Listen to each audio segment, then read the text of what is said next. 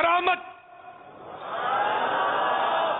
حضرت سیدنا ابو الفرج حمامی قدس سرہ سامی فرماتے ہیں میں قطب ربانی غوث سمدانی حضرت سیدنا شیخ عبد القادر جیلانی قدس سرہ ربانی کے متعلق اکثر ایسی باتیں سنتا تھا جن کا حقیقت ہونا مجھے بعید یعنی بہت دور کی بات معلوم ہوتا تھا، اور میں ان باتوں کی تردید بھی کیا کرتا تھا۔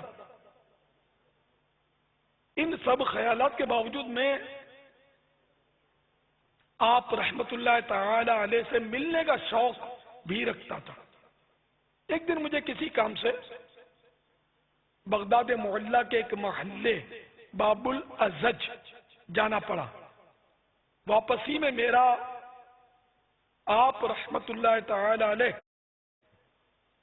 کے مدرسے کے پاس سے گزر ہوا تو مؤذن نماز کے لیے اقامت کہہ رہا تھا۔ سوچا کہ نماز پڑھ کر آپ سے سلام دعا کر کے چلا جاؤں گا۔ اس وقت مجھے یہ یاد نہیں تھا کہ میرا وضو نہیں ہے، یعنی میں سمجھا کہ میں باوضو ہوں۔ بعد ازاں نماز و دعا وغیرہ سے فراغت آپ رحمت اللہ تعالی علیہ میری جانب متوجہ ہوئے اور فرمایا بیٹا اگر تم میرے پاس اپنی کوئی حاجت لے آتے تو میں پوری کر دیتا، مگر تم تو اتنے غافل ہوئے کہ بغیر وضو ہی نماز پڑھ ڈالی۔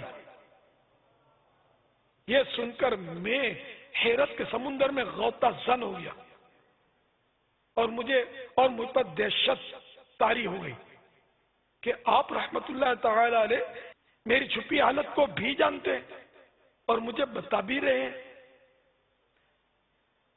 اس وقت سے میں آپ رحمت اللہ تعالی علیہ کی صحبت میں رہنے لگا اور آپ رحمت اللہ تعالی علیہ کی محبت اپنے دل میں بسائے آپ رحمت اللہ تعالی علیہ کی خدمت میں مشغول ہو گیا۔ یہ حکایت قلائد الجواہر صفحہ نمبر 30 عربی کتاب میں سے لی گئی ہے۔ واقف حکمت و اسرار ہے غوث اعظم، دل کے بھیدوں سے خبردار ہے غوث اعظم۔ اللہ رب العزت کی ہمارے غوث پاک پر رحمت ہو اور ان کے صدقے ہماری بے حساب مغفرت ہو، آمین بجاہ النبی الامین صلی اللہ تعالی علیہ وآلہ وسلم۔